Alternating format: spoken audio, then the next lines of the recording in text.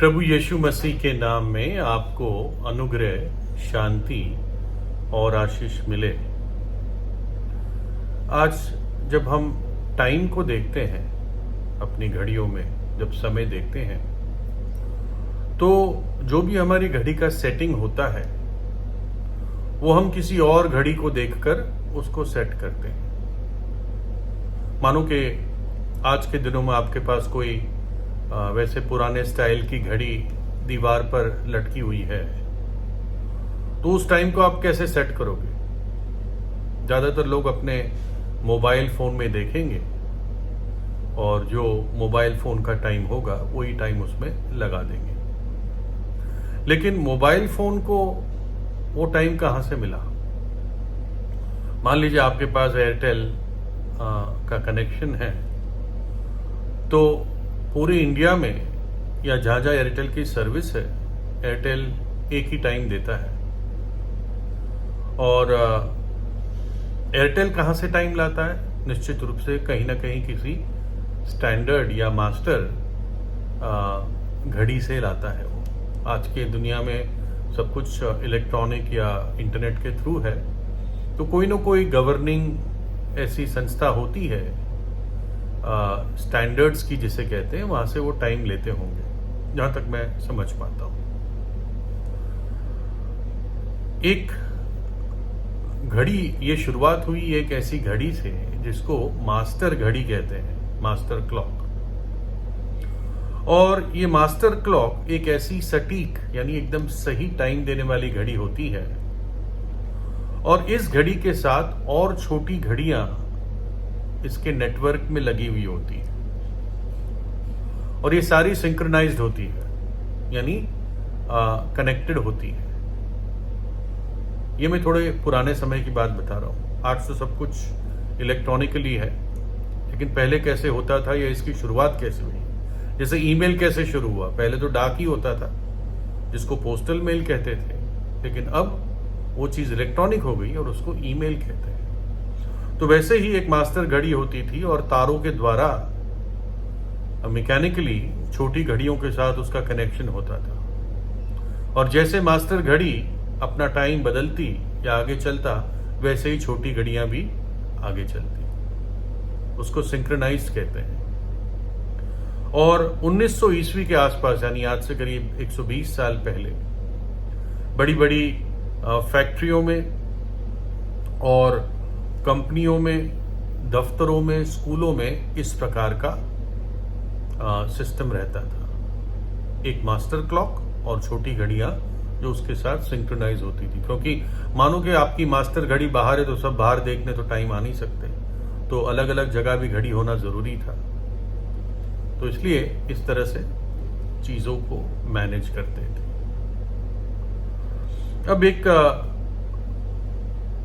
Time था जब cellphone वाले समय नहीं थे और लोग अपनी घड़ी सेट करते थे बाकायदा। जैसे हम भी आज से 25-30 साल पहले घड़ी को निकाल के उसके नॉब को घुमा के टाइम सेट करते थे, वैसे ही लोग छोटी बड़ी घड़ियों को हाथों से मैन्युअली टाइम सेट करते थे। तो एक ऐसा इलाका था जहाँ पे एक आदमी रोज जब अपने काम पे जाता था, तो एक गहने की दुकान के जो उसका शोरूम का शीशा था, वहां पर रुकता, और वहां पर एक कोई बहुत महंगी घड़ी थी, शायद गहनों या हीरा मोती ऐसे कोई आर्टिफिशियल स्टोन से जड़ा हुआ, जो बहुत महंगी होगी, वो डिस्प्ले पे रखी थी और उस पर टाइम चलता रहता था। तो ये आदमी रोज आता, उस गहने की ज्वेलरी स्टोर के सामने रुकता, उस शीशे में से उस घड़ी का टाइम देखता और अपनी घड़ी सेट करता, अपना टाइम सेट करता, और ये रोज होता जाता था। तो एक दिन जो दुकान का मालिक था वो दरवाजे पे ही खड़ा था किसी कारणवश।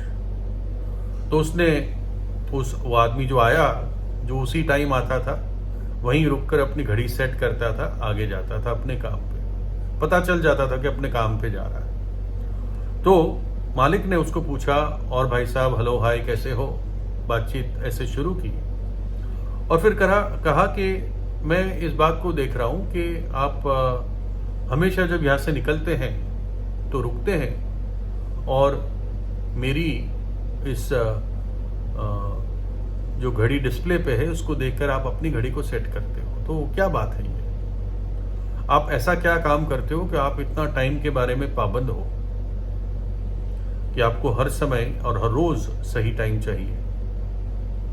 नहीं तो आदमी सेट करके फिर कुछ दिनों बाद देखता है, लेकिन आप रोज सेट करते हो, क्या बात है?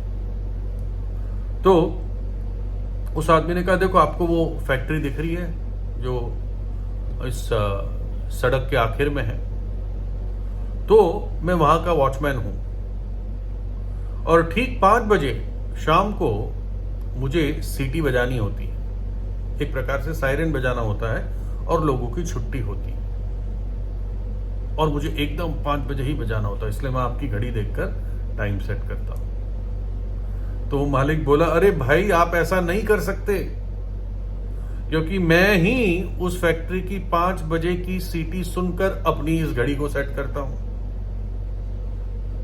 आप समझ में आ गया कि एक चुटकुला हो गया।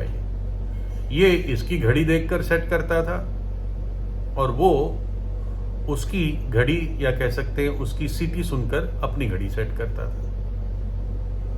और ये बताता है कि कैसे हम भारी गलती करते हैं जब हम आपस में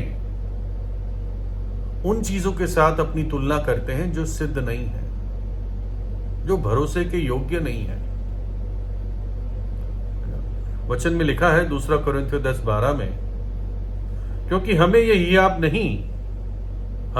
हियाब नहीं कि हम अपने आप को उनमें से ऐसे कितनों के साथ गिने या उनसे अपने आप को मिलाए जो अपनी प्रशंसा करते हैं और अपने आप को आपस में नाप तोल कर एक दूसरे से मिलान करके मूर्ख ठहरते हैं। है ना, वो दोनों आदमी मूर्ख ठहरे। और वचन बताता है अपने आप को आपस में नाप तोल कर एक दूसरे से मिलाते हैं, तुलना करते हैं, बराबरी करते हैं, और क्या होता है? मूर्ख ठहरते हैं। 2 मनुष्य मंदिर में प्रार्थना करने गए। एक धर्मगुरु था और दूसरा टैक्स कलेक्टर था, चुंगी लेने वाला था। फरीसी धर्मगुरु खड़ा होकर अपने मन में यों प्रार्थना करने लगा कि हे परमेश्वर, मैं तेरा धन्यवाद करता हूं कि मैं और लोगों की तरह अंधेर करने वाला, अन्यायी, व्यभिचारी नहीं और ना इस चुंगी लेने वाले के समान हूं। मैं सप्ताह में 2 बार उपवास करता हूं, मैं अपनी कमाई का 10वां अंश भी देता हूं। परंतु चुंगी लेने वाले ने दूर खड़े होकर स्वर्ग की ओर आंखें भी नहीं उठाई, वरन अपनी छाती पीट पीट कर कहा, हे परमेश्वर, मुझ पापी पर दया कर। मैं तुमसे कहता हूं कि वह दूसरा नहीं, वो धर्मगुरु नहीं, परंतु ये चुंगी लेने वाला धर्मी होकर घर गया। ये प्रभु यीशु ने बताया। क्यों? क्योंकि उसने अपने आप को नम्र किया परमेश्वर के सामने। जो अपने आप को छोटा करता है, परमेश्वर उसको बड़ा करता है। जो अपने आप को बड़ा करता है, परमेश्वर उसको छोटा कर देता है। तो ये जो धर्मगुरु था, क्या कह रहा था? मैं और लोगों की तरह नहीं हूं, मैं बुरे काम नहीं करता, मैं व्यभिचारी नहीं हूं, मैं चोर नहीं हूं, मैं तो उपवास करता हूं 2 बार हफ्ते में, मैं दान देता हूं। और फिर उस चुंगी लेने वाले की तरफ देखकर कहता है, मैं इसकी तरह नहीं हूं प्रभु। ये परमेश्वर से कह रहा है, उस पवित्र पवित्र पवित्र परमेश्वर से वो ये बातें कह रहा है। उन दिनों चुंगी लेने वाले बड़े बदनाम होते थे, घूसखोर होते थे, अय्याश होते थे, लोगों को सताते थे, गरीबों को। लेकिन ये चुंगी लेने वाला फिर भी प्रार्थना के भवन में आया था और बिना इसको जाने ये फरीसी, ये धर्मगुरु अपने आप को इसके साथ अपनी तुलना कर रहा था कि मैं इससे कितना अच्छा हूं। लेकिन फिर परमेश्वर का आत्मा हमें वो चुंगी लेने वाले के दृश्य को दिखाता है। लिखा है उसने अपनी आंखें भी नहीं उठाई।